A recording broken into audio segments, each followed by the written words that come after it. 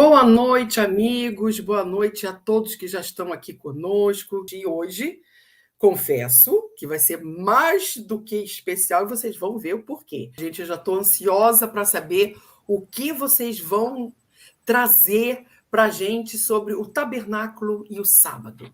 Mas antes, vamos à nossa prece, que hoje é a nossa Camila Fará, que fará a prece inicial.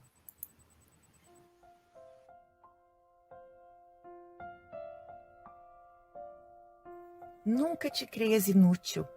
O caminho para a vida superior começa na prestação de serviço aos outros. E as leis de Deus não te conservariam onde te encontras se aí não tivessem necessidade de ti.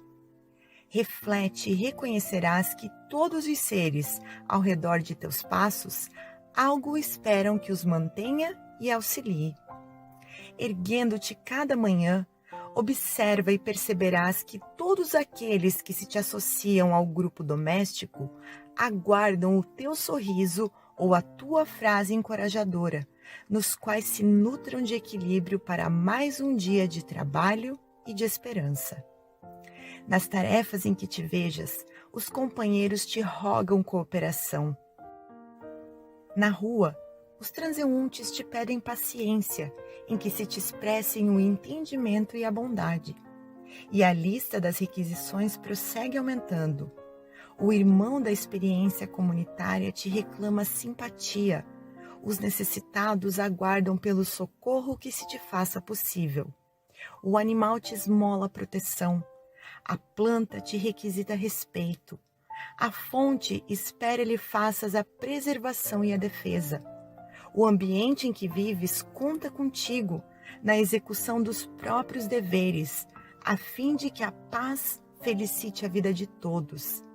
E se estiveres de pensamento acordado ante os princípios do bem eterno, compreenderás em todas as situações e em todos os lugares que Deus necessita de tua colaboração e espera por ti. Bom, gente, como a gente sempre costuma fazer no início das nossas lives, dessa série de Moisés a Kardec, nós queremos destacar primeiro que o objetivo do nosso programa não é a validação integral do texto apresentado no Antigo Testamento. Nosso objetivo não é considerar que todas as coisas que estão ali colocadas fazem parte do arcabouço doutrinário que o Espiritismo esposa, mas retirar de dentro desse texto os pontos relevantes que apresentam momentos de sabedoria interessantíssimas e que se conectam de maneira muito efetiva com as verdades que o Espiritismo tem como base fundamental dos seus princípios. Assim, portanto, é um olhar sobre esse texto antigo com a possibilidade de encontrarmos neles as lições que nós precisamos encontrar. E para o início da nossa discussão dessa noite, antes de nós trabalharmos qualquer conceito, eu queria apenas trabalhar uma definição para que fique claro para todos. Por que tantas vezes a gente fala Shabat, Shabat, Shabat? Não fala logo sábado, já que sábado e Shabat nos parece ser a mesma coisa. Realmente, de certa maneira, o Shabat é como se fosse o sábado. Mas não é exatamente isso. Por isso que nós temos a preocupação de falar o Shabat e não o sábado. Por quê?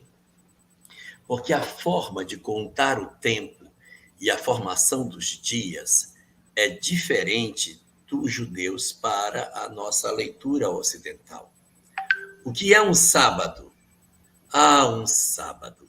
Um sábado é um momento de 24 horas que inicia depois da meia-noite de sexta, vai atravessar todo o dia do sábado, começa pela madrugada, vem a manhã do sábado, vem a tarde do sábado, vem a noite do sábado, aí entra pela alta hora da noite, quando chega a meia-noite, plim, acabou o sábado e começa o domingo. Isso é um sábado.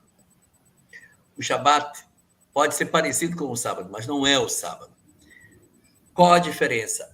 O Shabat não começa na meia-noite da sexta-feira. Ele começa às 18 horas da sexta. Quando na sexta-feira escurece, quando chega às 18 horas da sexta-feira, começa o Shabat. O sábado não começou, mas o Shabat começou. O Shabat inicia exatamente quando a terceira estrela aparece no céu. Então, ali vai começar as cerimônias para a recepção do Shabat. Então, ele vai começar na sexta-feira, às 18 horas. Toda a noite de sexta já é Shabat. Meia-noite de sexta, Shabat.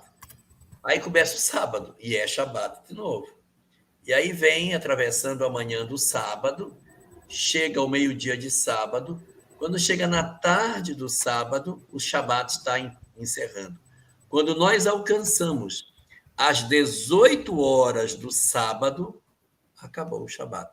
Mas o sábado ainda não acabou. Ainda teremos 6 horas sendo sábado, mas não sendo mais Shabat. Espero que tenha ficado clara essa diferença, porque isso vai ser muito importante para a razão pela qual nós costumamos falar, o Shabat, o Shabat, o Shabat. Por que não chamar logo sábado, se é tudo uma coisa só? Porque esse preciosismo judaico? É porque, na questão do tempo, eles são considerados como elementos distintos. Que é legal, Elahá, que você colocou essa questão da terceira estrela. E tem uma coisa que quem é brasileiro, quem conhece um pouquinho do folclore, talvez já ouviu em casa. Porque, às vezes, quando a gente era criança e apontava uma estrela, alguém chegava para nós e falava assim, não aponta a estrela, porque nasce verruga na ponta do dedo. Da onde sai essa tradição que é comum, é presente na nossa sociedade aqui no Brasil? Isso sai justamente do tempo da Inquisição, porque as crianças saíam procurando as estrelas e assim sabiam quem eram os judeus que estavam se passando por cristãos. Então as crianças falavam para as crianças, olha, não aponta a estrela, você pode até procurar, mas não aponta. Não aponta, era um jeito de camuflar, de fazer com que aquelas crianças não apontassem. E para que elas estavam apontando? Para procurar se tinha começado o Shabat, se já tinha terminado. Então, é bem legal isso que você colocou.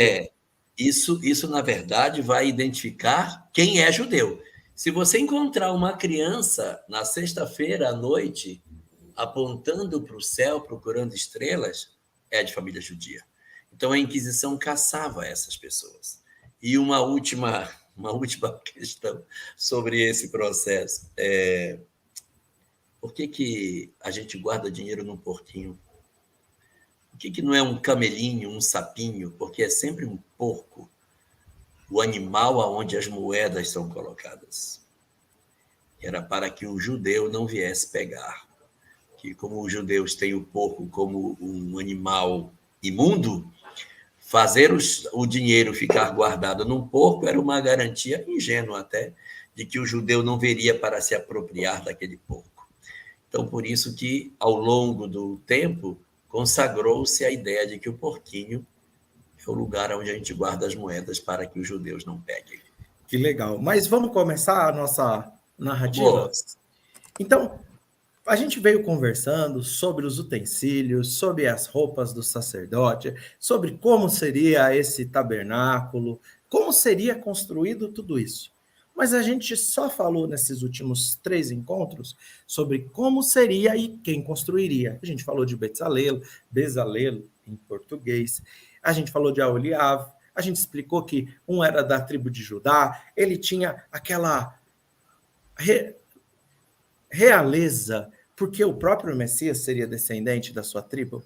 E Aholiab já não. Ele era da tribo de Dan, por parte de uma das concubinas de Jacó, ou seja, ele não tinha aquela santidade. Para construir isso, a gente precisa dos dois, a gente precisa dos dois aspectos unificados, sem nenhum estar maior que nenhum outro, igualados pelo propósito de servir, pelo propósito da construção de algo, que é onde, simbolicamente, a presença divina, a presença de Deus estaria.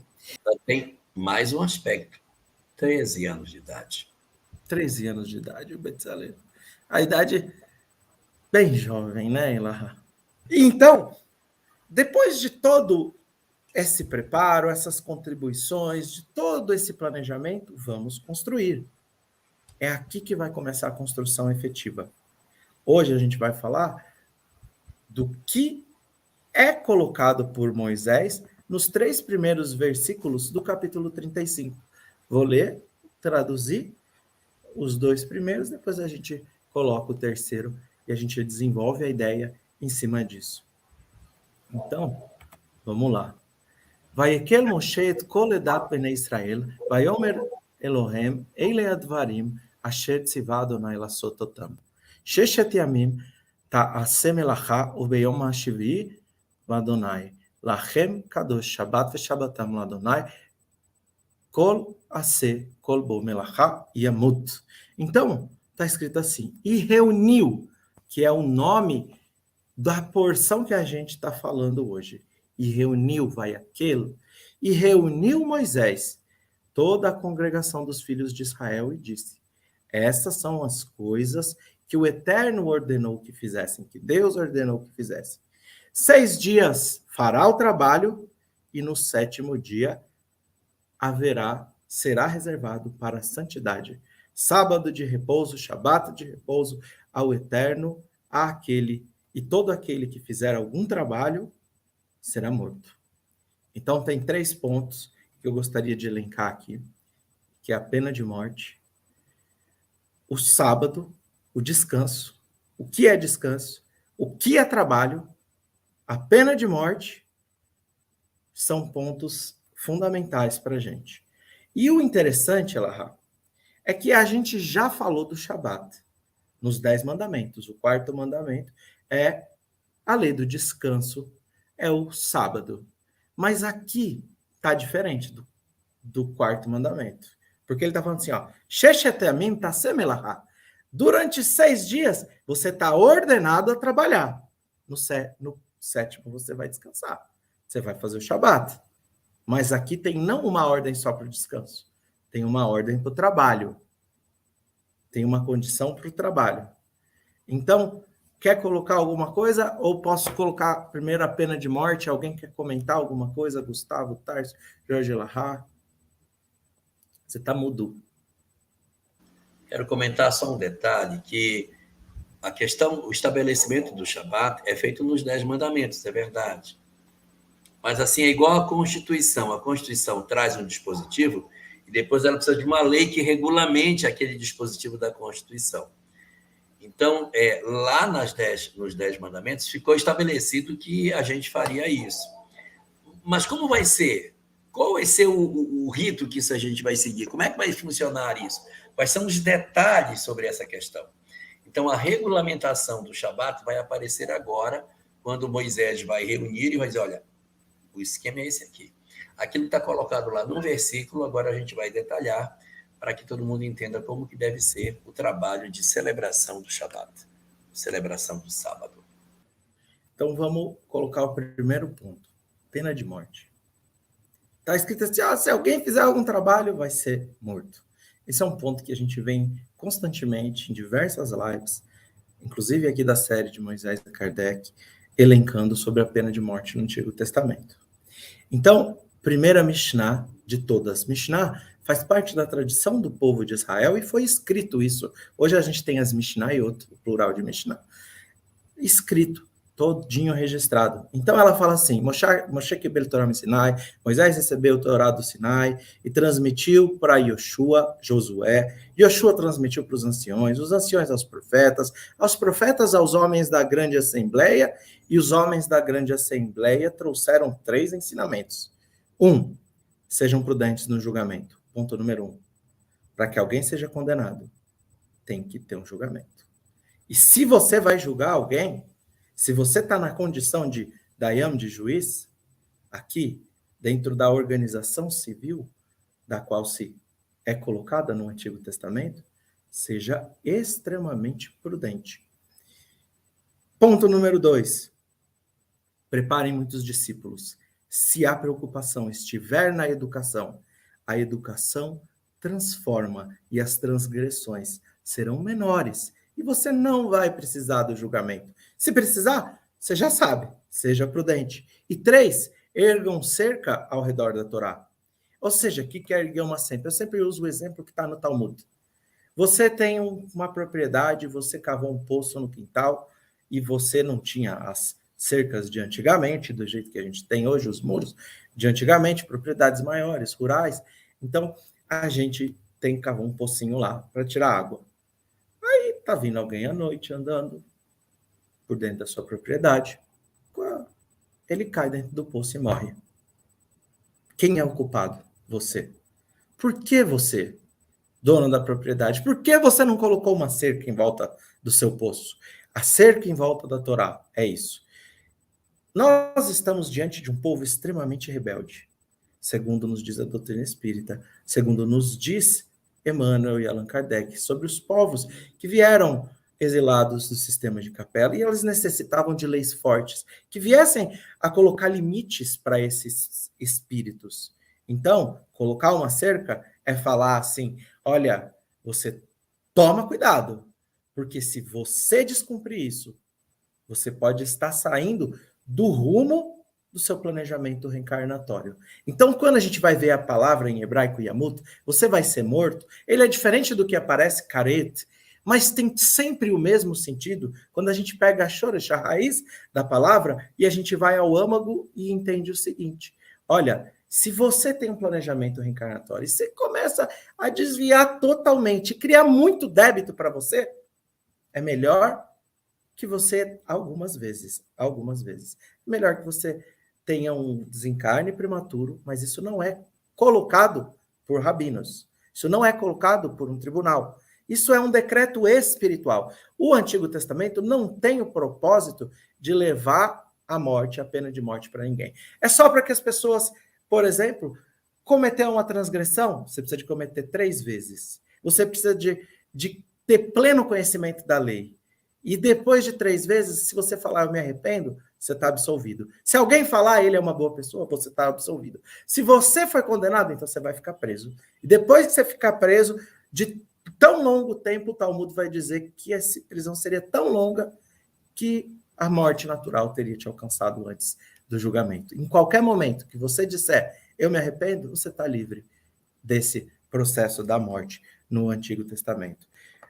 Para a gente entender, no Talmud fala assim, essa pena de morte é uma morte prematura no sentido espiritual. Então, Elahá, Tárcio, Gustavo, quer colocar alguma coisa sobre isso ou a gente pode entrar no Shabat? Deixa os meninos falarem, mas da minha parte pode entrar no Shabat. Acho que dá para a gente começar. Bom, como eu estou aqui para fazer pergunta, o combinado foi esse, mas eu imagino que vocês já devam ter passado, até pelo que você falou aí, mas é porque me chamou a atenção, se isso for uma autorização para que um judeu mate outro, isso não entra em contradição com o não matarás? Não, é justamente isso. A gente tem a lei para que seja um alerta, um sinal vermelho. Fala, olha, aqui tem algo muito perigoso do ponto de vista espiritual. A gente vai entender mais para frente o que é perigoso. Não é trabalhar no sábado, literalmente, mas vai ser o sentido espiritual. É um alerta. Você não pode matar, está escrito no Talmud. Um tribunal que venha condenar uma única pessoa em 70 anos, ou seja, tempo de uma geração, todas as pessoas daquela geração e todos os componentes do tribunal, todos que compuseram o tribunal, teriam sangue nas suas mãos. Ou seja, a lei não foi feita para que haja a morte. Ela foi feita para prevenir que haja aqui uma transgressão. É para falar assim, olha, tem leis mais tranquilas. Então, olha, vou colocar uma lei da Torá. Comeu uma comida que está impuro. Não vai morrer. Agora, você transgrediu o Shabat, você não cumpriu o Yom Kippur, o dia do perdão, você descumpriu o Pesach, eu não tenho certeza, não estou lembrando de cabeça, no Shulchan Aruch, nas leis. Mas você tem algumas, o adultério, a idolatria. Então aí, você toma muito cuidado. Aí moram pontos que podem fazer com que nós venhamos a nos perder, segundo o Antigo Testamento, tá? Sim. Não, mas Quero fazer uma contribuição aqui. Segundo a doutrina espírita, a lei de Deus é a que está na tábua. E a lei civil é aquela que Moisés consagrou nas várias outras leis. Nas tábuas da lei diz, não matarás. Ponto. Acabou o mandamento.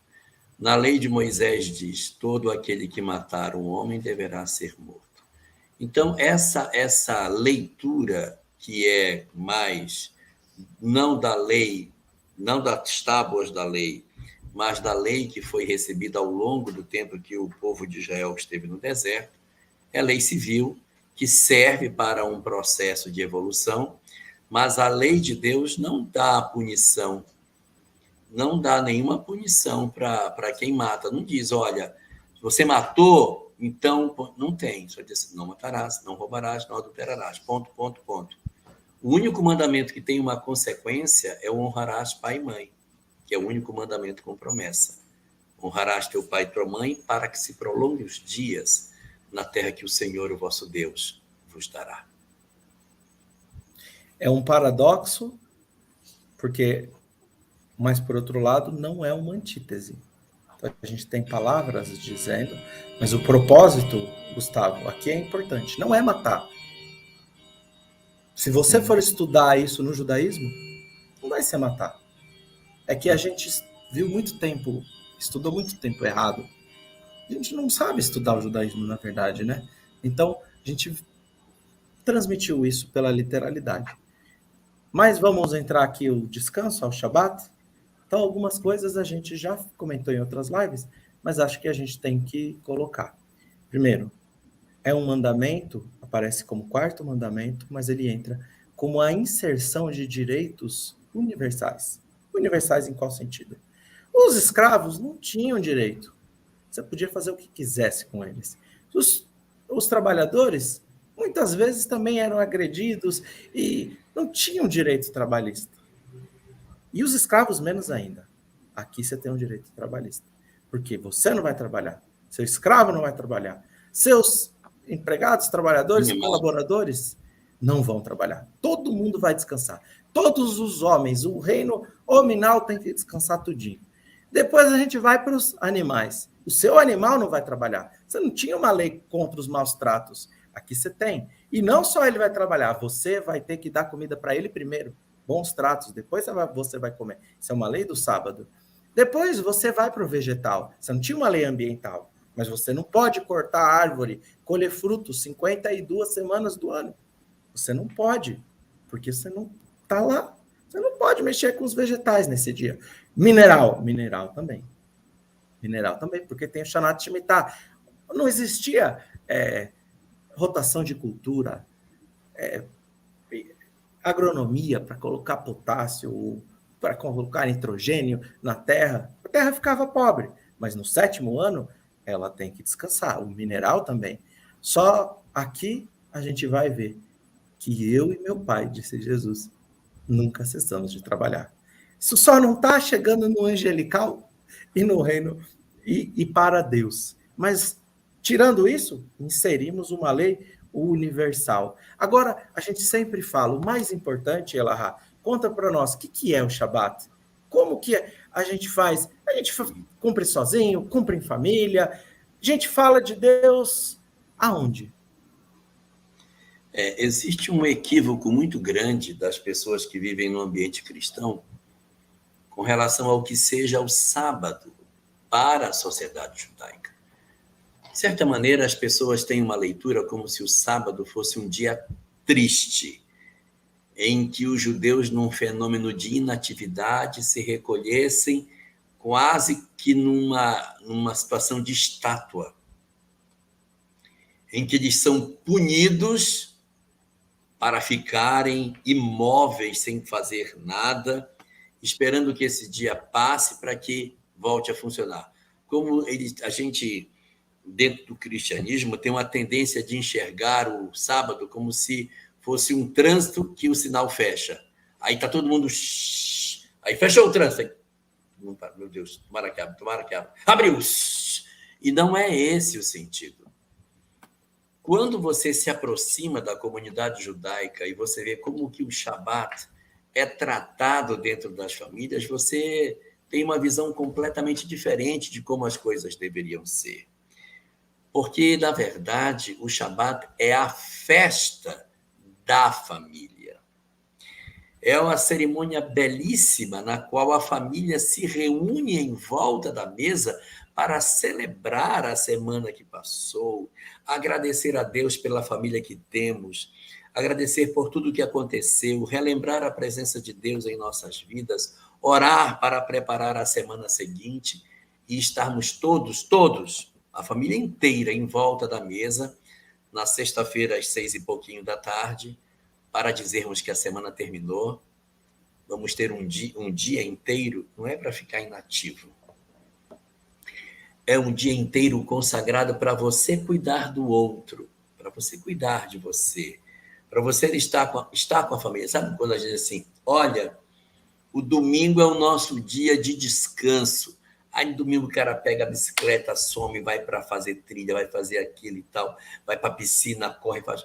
Mas ele faz uma série de atividades nesse dia de descanso e ele não olha nos olhos de quem vive com ele. Então, o Shabat, ele não é uma festa de inatividade, é a festa do mergulho dentro de mim próprio.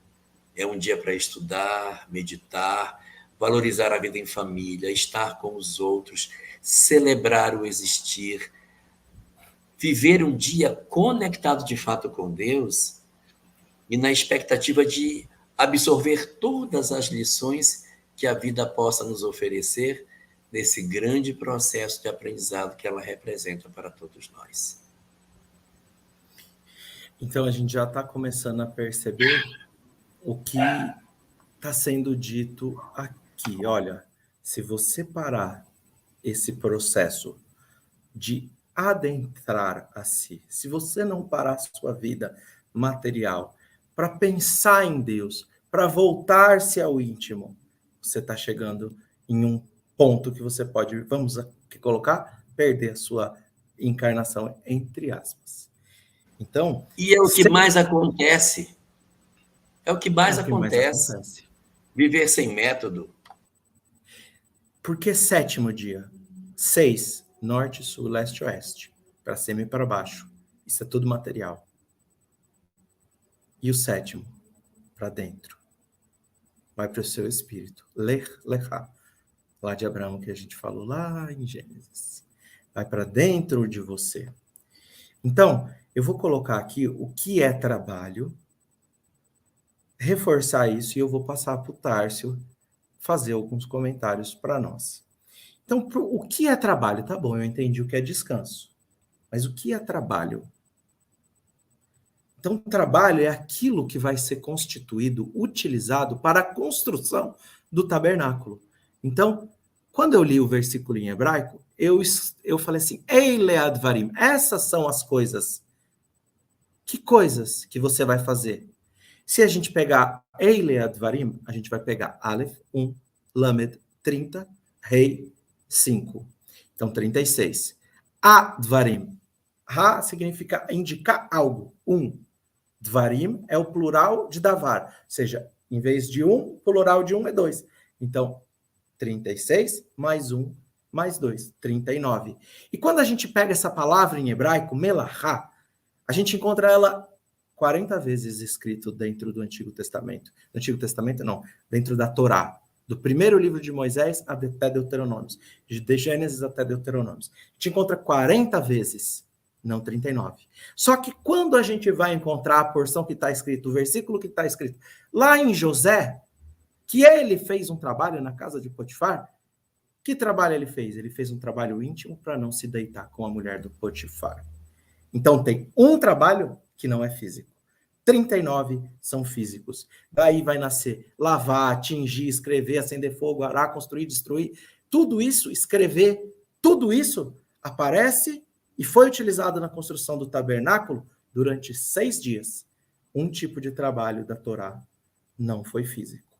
Então, se a gente parar para pensar, Deus falou, entre aspas, metaforicamente, simbolicamente, para construir o universo, Vaiomer Elohim, e Deus disse, haja luz, e Deus disse. Então, falar também não seria uma forma de trabalho? Vai perguntar o Talmud, vai ser questionado isso lá no Talmud. Por que também não foi proibido? Se Deus, entre aspas, simbolicamente, descansou no 7º dia.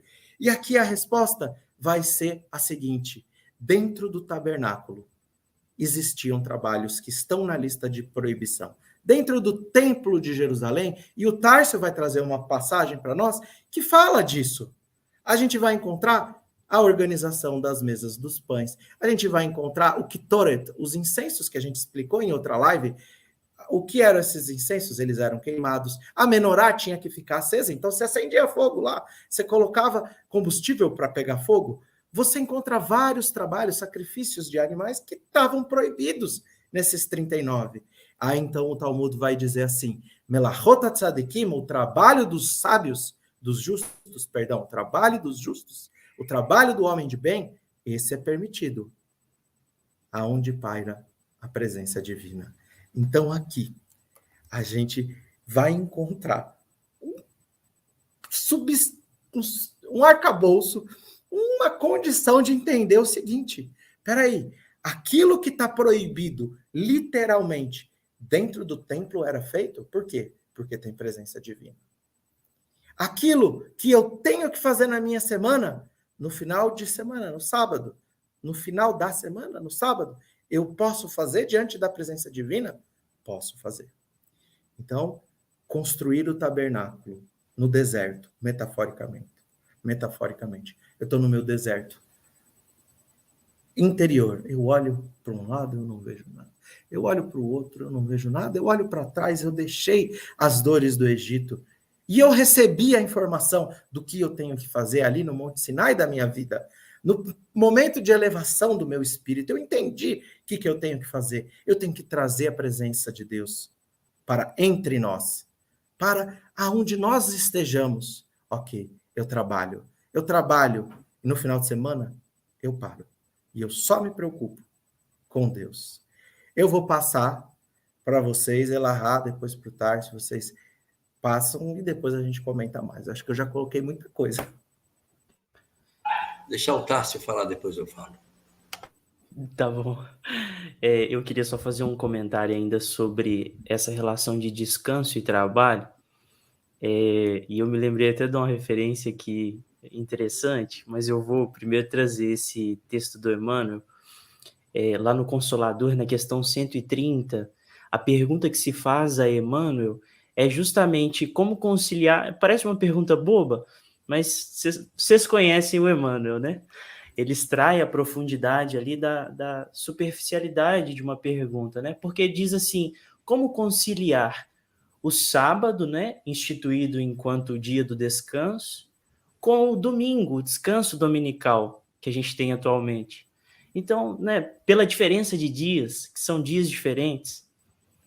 E aí a resposta do Emmanuel é explicando justamente isso que vocês disseram, né? Numa época em que não se havia proteção àqueles escravos, aos trabalhadores, essa revelação divina, ela supria ainda a carência da legislação humana na proteção desses direitos básicos, né? Direitos simples, que hoje a gente tem como direitos humanos mesmo, né? Inerentes à condição humana por si mesma. E aí é interessante que no final ele vem trazer o teor mais alto da resposta, porque ele diz assim, ó: o descanso semanal deve ser sempre consagrado pelo homem às expressões de espiritualidade da sua vida. Porque aqui ele está fazendo já essa transição que você disse, né, Álvaro? Do trabalho, mas do trabalho mais elevado, de alto teor. E aí eu me lembrei de uma referência, talvez vocês vão achar até engraçado, não sei, mas olha o tanto que ela casa com esse momento, que é a música do Tim Vanessa falando sobre Pedro, e aí, em determinado momento, tem a fala, né? Após o Pedro, tu me amas, e tu que és a rocha, constrói a minha casa no coração do irmão. Porque está falando da edificação de uma casa, dentro do coração do irmão. E aí eu me lembrei da referência do Boa Nova, diálogo também de Jesus com Simão Pedro. Primeiro ele já começa dando teor, né, para Simão Pedro. Os afetos da alma, Simão, são laços misteriosos que nos conduzem a Deus. Então, quando ela traz essa ideia, né, de que o Shabat ele é celebrado em família, né, um momento de introspecção, mas com os afetos da alma, nós temos esse fator de elevação e construção ali do tabernáculo, do templo, no coração próprio, né, individual, mas também no coração do outro, que não deixa de ser um exercício de espelho, né, um exercício para que a gente se veja no outro, se doe para o outro e aprenda essas lições de caridade. E aí, só para fechar mesmo a referência do Boa Nova, porque Simão Pedro traz o elemento da incompreensão daqueles mais próximos, né?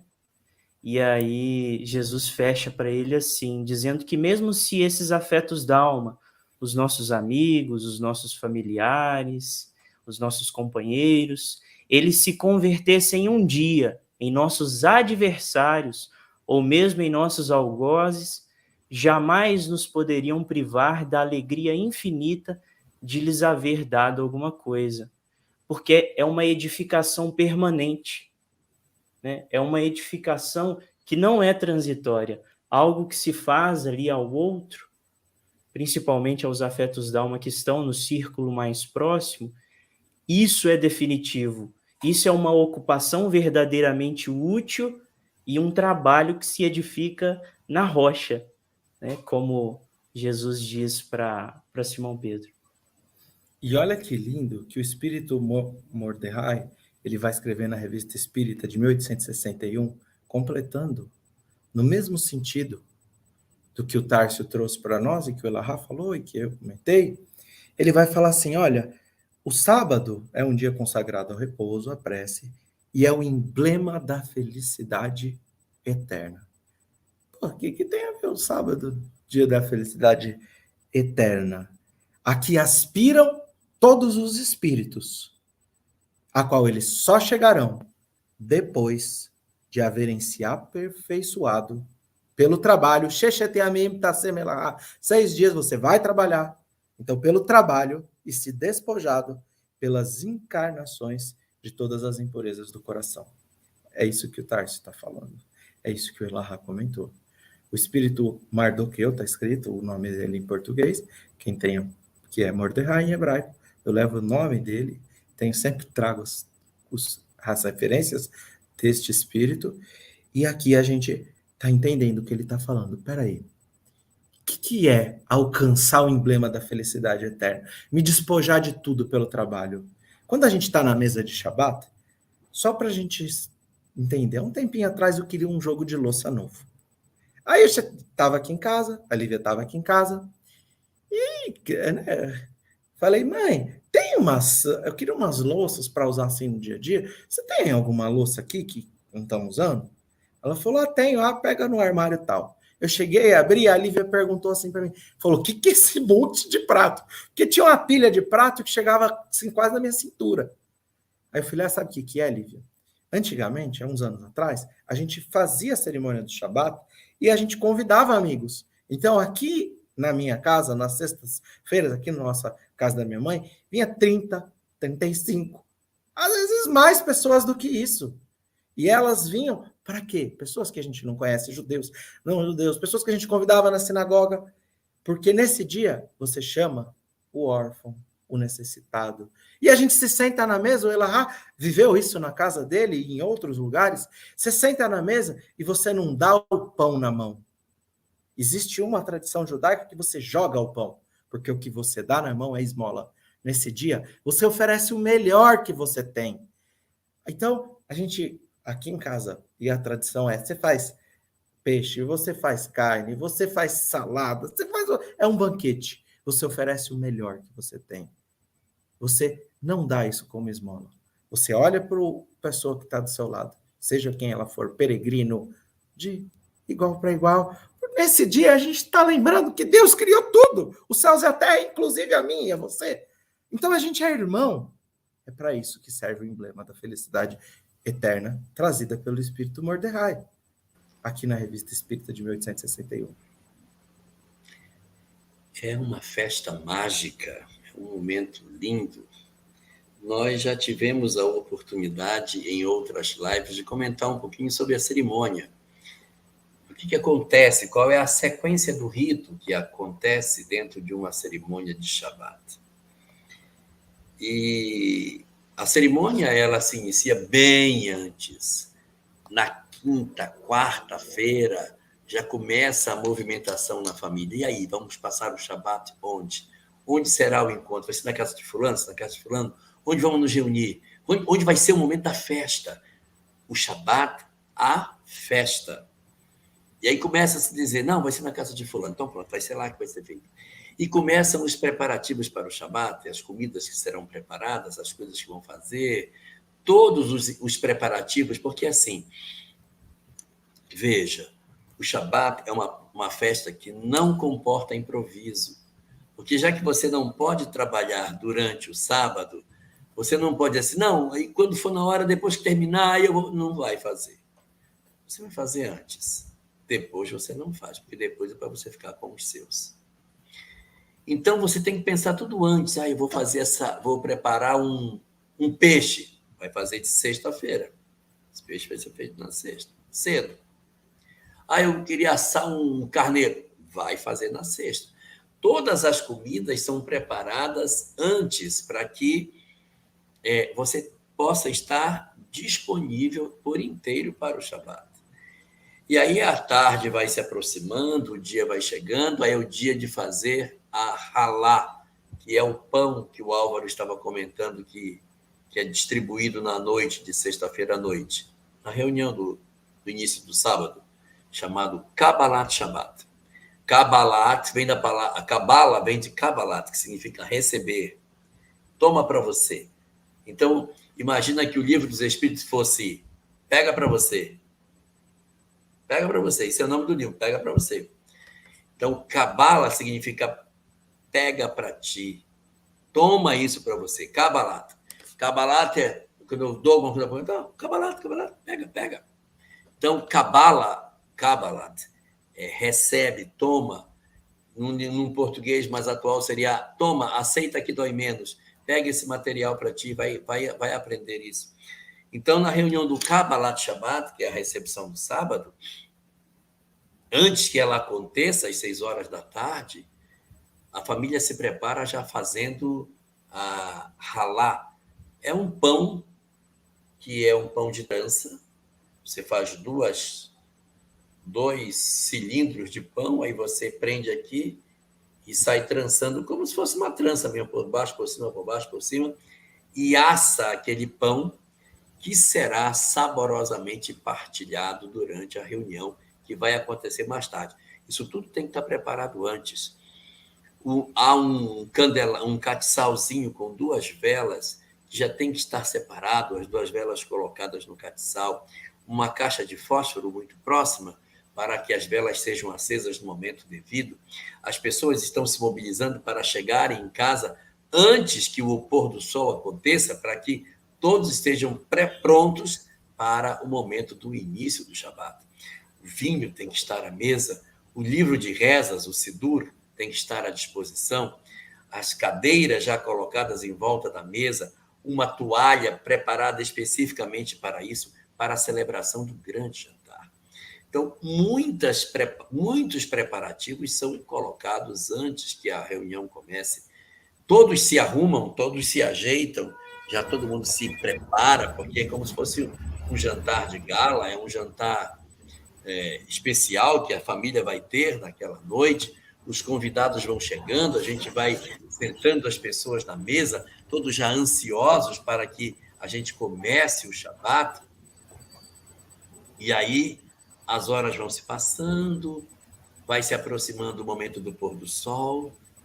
Mas, gente, está quase na hora do Shabat. Vamos ver se vai começar. E aí as crianças saem. Elas vão para a rua e ficam olhando para o céu para encontrar as 3 primeiras estrelas do céu. Elas ficam lá fora procurando. Aí, daqui a pouco as crianças entram e dizem: nasceu a 3ª estrela. Está começado o Shabat. Aí, a mulher, eu disse a mulher, é que vai abrir a cerimônia. Não é o homem que abre. O judaísmo é muito patriarcal. Verdade, ele é. Mas a reunião mais importante, a reunião do Kabbalat Shabbat, quem abre é uma mulher. A mulher, dona da casa, aproxima-se desse catiçal onde tem as 2 velas. Então, ela acende as 2 velas e contempla a luz que se forma. Ela não deve acender, ela tem que acender e contemplar a luz que está começando a escurecer. Ela tem que assistir à luz que se acende. Depois que a luz se acende, ela coloca os 2 mãos sobre os olhos e faz uma reza em particular, agradecendo pela presença da luz. Porque a primeira coisa que Deus criou foi a luz.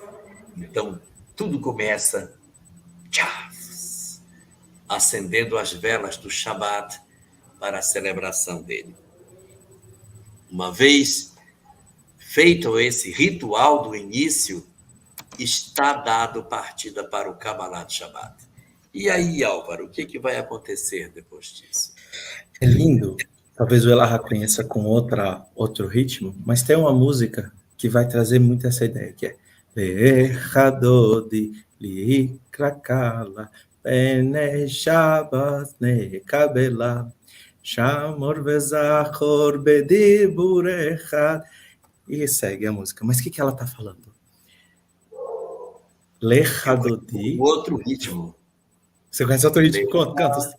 Lechadodi Nikerakala Nei Shabbat Nekrabela Shabbat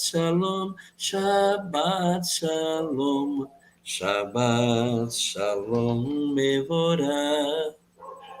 Que lindo. É a mesma letra, outra melodia. E o que ela fala? Lechadodi. Tem até o versículo.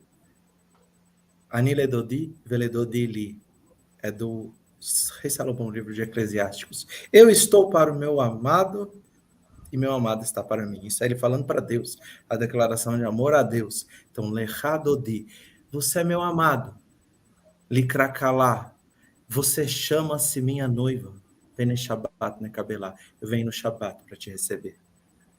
Calma. O Shabbat. Pausa. Gustavo, conhece algum momento das cartas de Paulo que fala da noiva e o noivo? Tárcio? Eu conheço a ideia também, mas não sei qual a referência específica. Não precisa a referência, mas a ideia. Da humanidade com Jesus, né? Isso, a igreja é a noiva e Jesus é o noivo. A parábola das 10 virgens que casam, que tem o noivo que vai casar, que tem a noiva previdente que guarda azeite e as 5 noivas imprevidentes, a gente vai já encontrar o sentido judaico das 5 noivas previdentes e as 5 noivas imprevidentes da parábola das 10 virgens.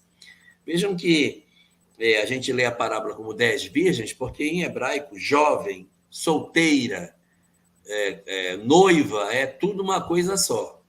Então, a gente lê com a parábola das 10 virgens, mas é a parábola das 10 noivas. Ok? Então, essa primeira música que é cantada é como se fosse assim: vem, noivo, vem para o momento de celebração desse casamento do homem com Deus, que estará aparecendo lá nas cartas de Paulo, quando ele fala sobre a igreja é a noiva e o Cristo é o noivo que vai casar com ela. Então, aí as conexões do antigo com o novo se encaixam nesses momentos aí. Vamos resumir a cerimônia dos Kabbalat Shabbat, porque a gente vai ter a possibilidade de estudar aí a questão da chegada dos anjos. Eu acho tão importante esse momento, para a gente poder ver as noivas previdentes e imprevidentes nos anjos. Eu vou passar para você falar, Elahá, essa passagem, mas eu posso até trazer a música. Mas é só para a gente entender que esse casamento exige fidelidade. Jesus, quando chegou ali no poço da Samaria, poço de Jacó, e falou com a mulher samaritana, ele falou assim, olha, 5 maridos tiveste, e o que tens hoje não teu é. Ali é o casamento do noivo, do Messias, trazendo o Espírito, o reino dos céus, junto com as outras nações. Então, o casamento exige fidelidade. O casamento tem um amor trazido aqui para nós, muito forte, na segunda revelação do Evangelho. Tem todo o contexto disso nas nossas vidas. Sobre os anjos, Shalom Aleichem Malachei Sharei Malachei Elion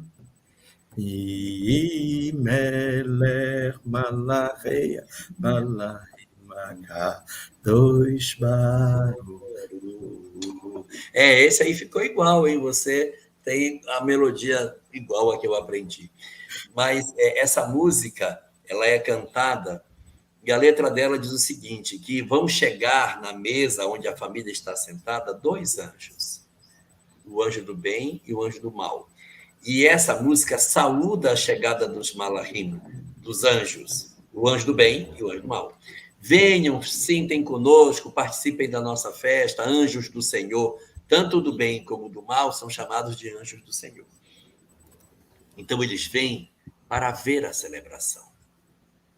Se durante a celebração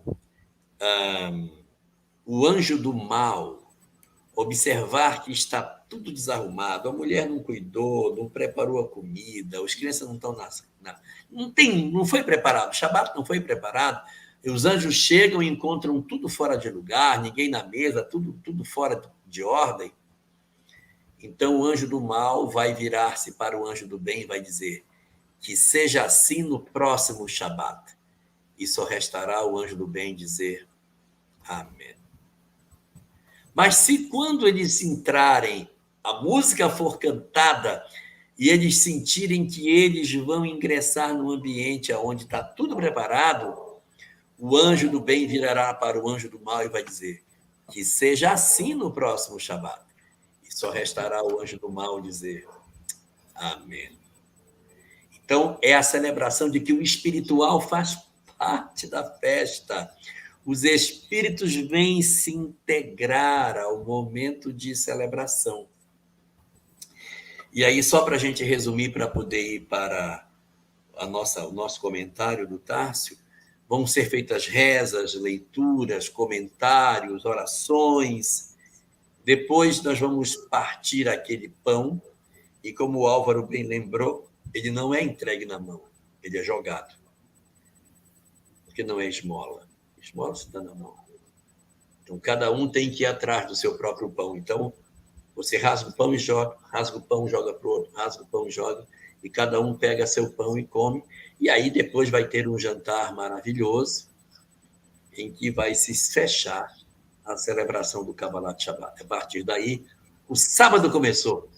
Tem momento da lavagem das mãos, antes de que a gente faça o alimento, mas a cerimônia do Kabbalat Shabbat é essa cerimônia bela, na qual a família se reúne para relembrar a presença de Deus nas nossas vidas. Eu vou trazer o capítulo 12 do Evangelho de Mateus. Mateus está narrando para a gente de que Jesus, logo nesse dia do sábado do Shabat, ele passa junto com os discípulos pelas searas e ele tinha fome. Então, já se presume de que ninguém havia o recebido, ninguém havia os alimentado, né? Ele e os discípulos.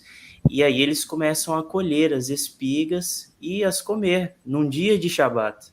né? Então, há muitas críticas por parte dos fariseus, e aí Jesus lembra daquela passagem de que Davi, chegando numa situação ali de pós-guerra, né? Ele com os soldados, eles adentram o templo e comem as ofertas ali, né? Acho que até a palavra que eu tenho aqui é proposição, e aí ele se lembra desse episódio, né? Desse ocorrido, se lembra ainda dos sacerdotes, né? Que os sacerdotes poderiam comer esses pães da proposição e seriam perdoados, né?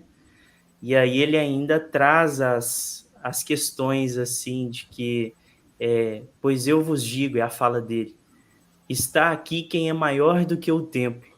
E aí um outro trecho também, porque o Filho do Homem até do sábado é o Senhor. Então ele está trazendo essa dinâmica, né? Porque a época de Jesus, de que aquela época era um momento de interpretação mais superficial da lei, da revelação, e tinha-se essa interpretação extremamente formal, né? De que para se cumprir o sábado, bastasse ali algumas ritualísticas próprias, e a essência ela acaba ficando de lado. E aí eu só queria comentar também aqui, porque nós falamos tanto disso nesses dias, de que nesse momento Jesus também ainda cura o homem das mãos mirradas, o cego, né, no templo, e as pessoas começam a dizer, né, não é este o filho de Davi? E aí os fariseus pedem um sinal, e aí ele traz aquela referência de Jonas, né? Eu não vou dar nenhum sinal a não ser o de Jonas, daquela figura de renascimento. E não sei, acho que infelizmente não vai ser possível a gente trazer Jonas, mas que tem uma referência muito bonita pela própria história ali daquele episódio, né, da vida de Jonas e da sua exemplificação ali diante da pregação, da divulgação, da revelação em si entre os gentios. Eu acho essa passagem que você colocou do capítulo 12 de Mateus uma das passagens assim, que muito me comove, muito mexe no meu íntimo. Porque a gente sabe que o Evangelho não está contando historinha, está trazendo ensinamentos vivos aos nossos dias. Então, Tárcio, você comentou, né? Jesus, está escrito que ele está passando num dia de sábado pelas searas. Existe uma proibição de viajar no dia de sábado. Então ele não estava viajando, ele estava chegando. Ele já tinha chegado numa cidade. Só que se tem que acolher a todos ao redor da mesa, por que ele não foi acolhido com seus discípulos? Porque as pessoas estavam muito preocupadas com o dia a dia, com a política romana que se dava em relação à ideia de um Messias. Não podia falar de um novo reino. Você só podia falar do Império Romano. Não era ele que estava errado. Não era ele que estava errado. Quem está errado na história é quem fechou as portas para Jesus. E aí eu fico pensando assim, se não é uma historinha, é para eu pensar, quantas vezes nós fechamos as portas para Jesus na figura dos pequeninos? Fechamos as portas para a caridade. E isso fez com que Jesus e os apóstolos fossem colher as espigas, que afinal de contas, eles estavam diante da Shekhinah, da presença divina, não na figura de Jesus, mas na figura daqueles que estão buscando a reparação através dos ensinamentos de Jesus. Então é bem bonita essa passagem, a cura no sábado. Se o propósito é a caridade, Jesus está ali fazendo. Então casa com tudo que a gente está colocando, né, Elahá? A minha observação era mais no sentido da gente perceber essa celebração como uma celebração espiritual. E existem muitas pessoas assim, mas olha, eu vejo os 10 mandamentos, não consigo encaixar o sábado na minha vida. Esse negócio de Shabat, de isolar o sábado, esse negócio não encaixa para mim. Mas o movimento espírita não tem um momento de semanal que a gente se recolhe, que a família ora, que a família se integra, que a família busca uma conexão com Deus. Não há uma proposta de se fazer algo desse tipo, em que uma vez por semana a família se recolha intimamente para buscar uma comunhão espiritual, ainda que não tenha esse ritual de acendimento de velas, nada disso, mas o espírito da ideia de todo mundo se congraçar em torno de uma mesa. E há, inclusive, na primeira obra de Joana de Ângeles, Messe de Amor, no penúltimo capítulo da obra, capítulo 59. Nessa obra, Joana de Ângeles diz que após o Evangelho do Lar, não saias de casa. Fica no teu lar para usufruir os benefícios da prece. Mantém-te na companhia dos teus, para que tu possas poder aproveitar todos os fluidos, todas as bênçãos que são derramadas sobre o teu lar quando ele se reúne para a oração. Isso, guardado as devidas proporções, é como se fosse o Shabat fora do sábado. Porque o Shabat, como a gente disse logo no começo, não é o sábado. O Shabat é o Shabat. Então, nosso Shabat pode ser na quinta, pode ser no domingo, pode ser na terça, ou até no sábado. O que importa é que nós tenhamos um momento de parada semanal para celebrarmos a convivência e a companhia daqueles que são tão importantes para a nossa existência. O culto do Evangelho no Lar, dentro dessa leitura mais espiritualizada, pode representar a ressignificação do Shabat nos nossos dias atuais.